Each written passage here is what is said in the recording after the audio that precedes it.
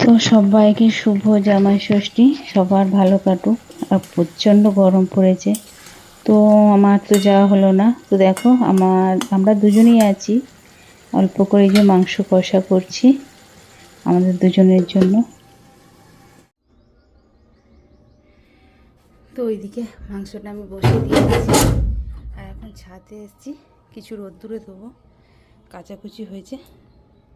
তো চলো, তো আমি ছাদে দেখো সব কিছু মেলে দিয়েছি, আর ভীষণ রোদ্দুর, আর আজকে যেন সব থেকে বেশি গরম। আর চলো রান্না বসিয়েছি সেখানে চাপা দিয়ে।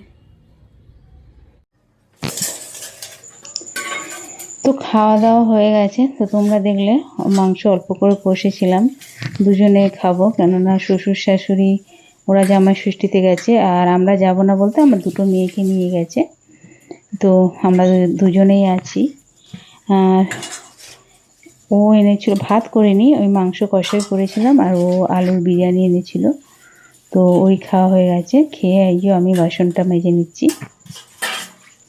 আর মনটা জানো না, মনটা খুব খারাপ, কেন যাওয়া হয়নি বলে। আর অনেকটা দূর বলেই না যাওয়া হয়নি, কাজ হলে নিশ্চয়ই যেতাম, আর বাবা তো বলেই গেছে।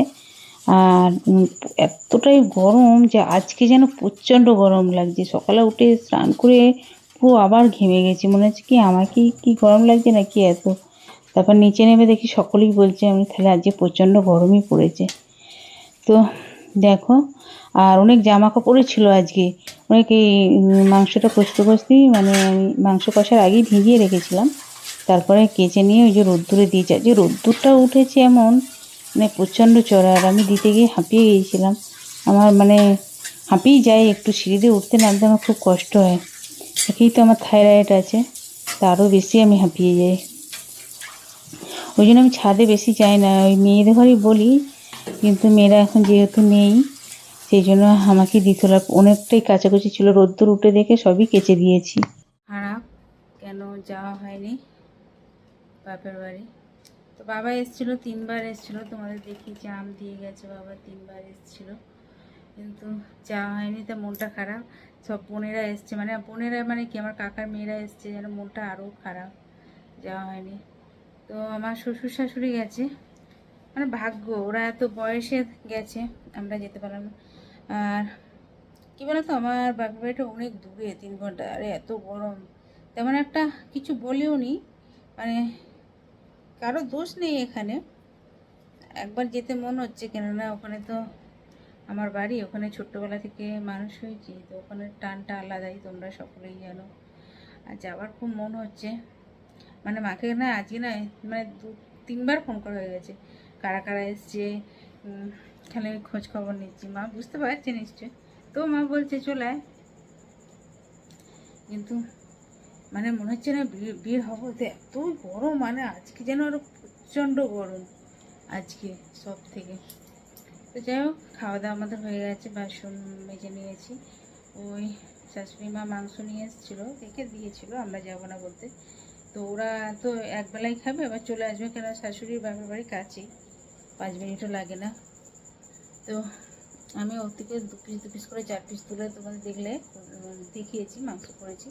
আর ও এনেছিল আলুর বিরিয়ানি, তো ওই খাওয়া হয়ে গেছে। তো মাংস এখনও আছে, তো ওরা যদি আসে আবার রাত্রে রান্না হবে। রাত্রে দেখি ভাত পাত তো কিছু হয়নি, কী বলে তখন সেটা দেখা যাবে।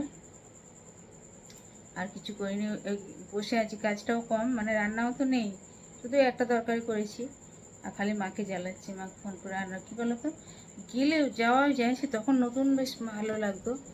এখন ওর মেয়েরাও বড় হয়ে গেছে, আর অনেক দূর, আর মাও সেরকম না, পারে না ঠিক, মায়েরও তো অসুখ, আর মায়ের আবার হাই প্রেশার, গিয়ে আমাকেই রান্না করতে হয়। তাই জন্য বলি না, যাবো না, থাক, এখানে ঠিক আছে। তো মন মানে না, বলি ওরা কি করছে, ওরা সব খাচ্ছে নাকি, এই একবার করে ফোন করছি আর কি। তো চলো, বাসন ফাসন সব তো মাজা হয়ে গেছে, আর আর কিছু বলবো না। মানে অনেক দিন আগেই গিয়েছিলাম, মানে ষষ্ঠীতে, এমনি আমি যাই, কিন্তু ষষ্ঠীতে আমি অনেক দিন আগে গিয়েছিলাম। তো চলো, বাবা এসেছিলো, বাবা 3বার এসেছিলো, এসে বলে গেছে, বললো না যাবো না। আর আমিও তেমন একটা করিনি, মন কেমন হচ্ছে, তো মনে হচ্ছে না থাক। তো সামনে কালী পুজো আছে আবার শনিবারে, দেখি যদি কালী পুজোয় যেতে পারি। তো চলো, ভিডিওটা এখানেই শেষ করলাম।